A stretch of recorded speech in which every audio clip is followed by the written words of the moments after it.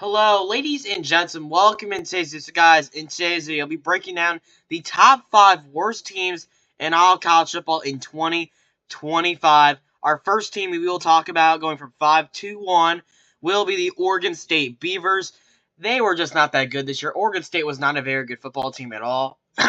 They start out the season with a Week 1 loss at home to California, 34-15.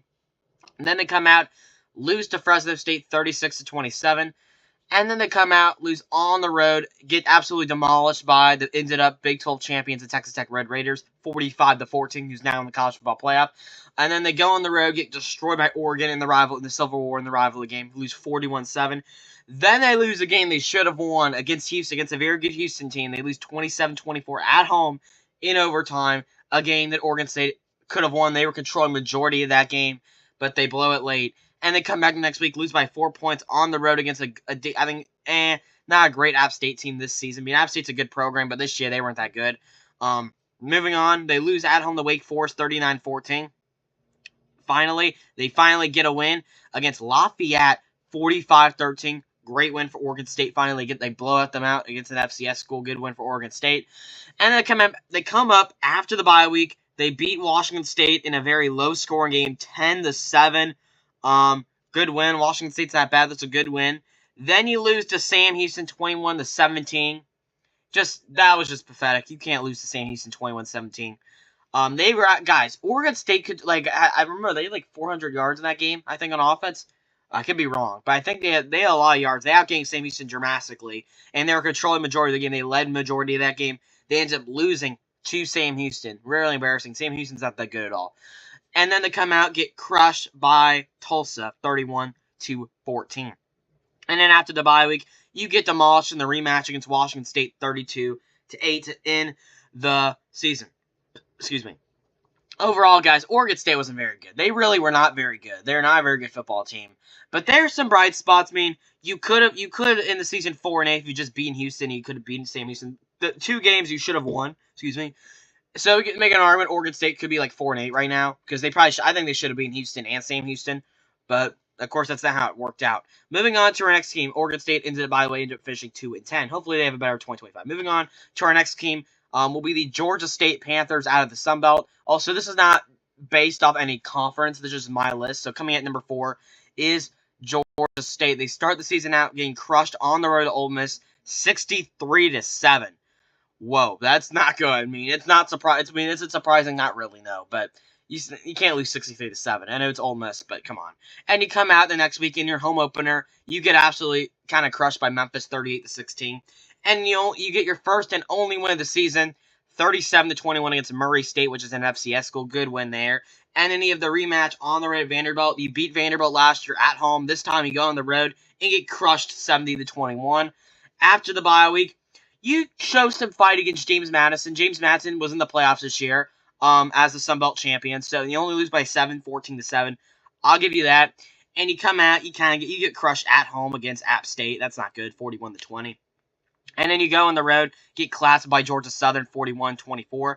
Then you get clapped. Well, actually, no, not get clapped. You only lost by 7 points against South Alabama. That's pretty good. They only lose by 7 points at home against South Alabama.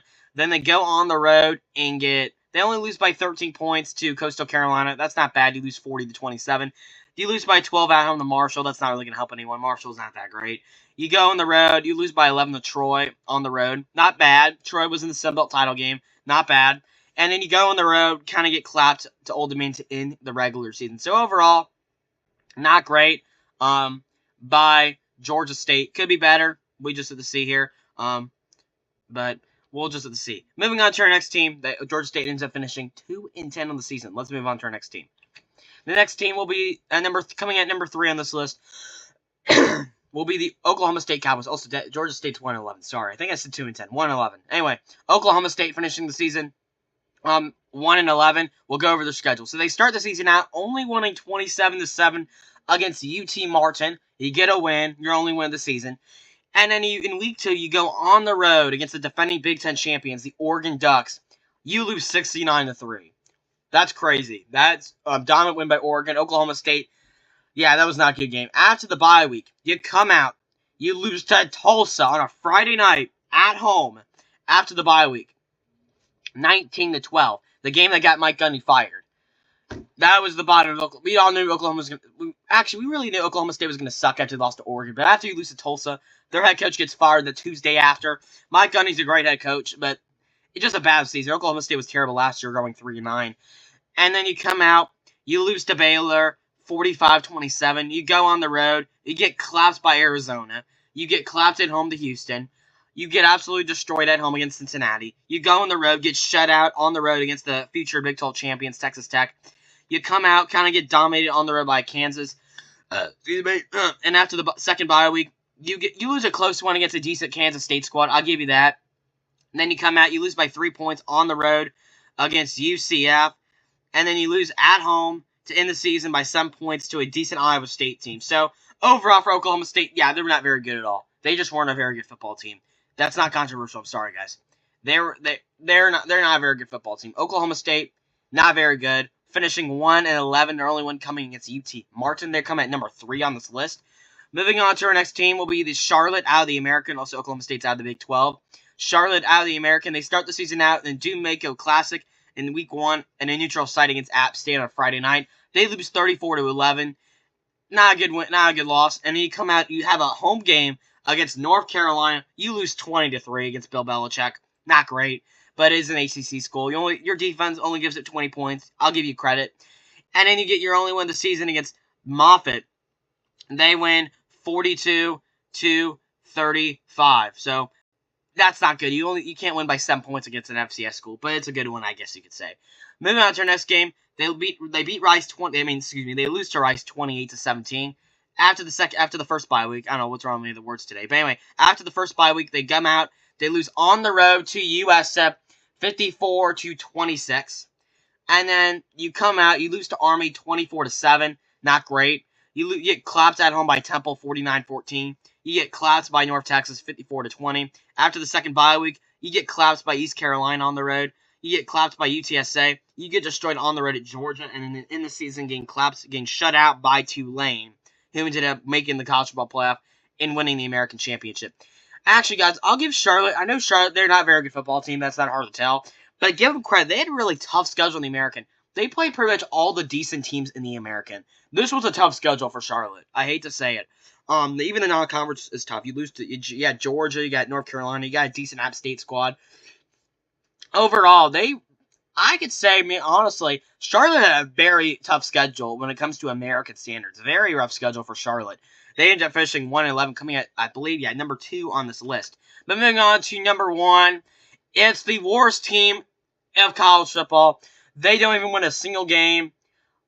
Crazy. They start the season out getting clapped at home against Temple 42-10.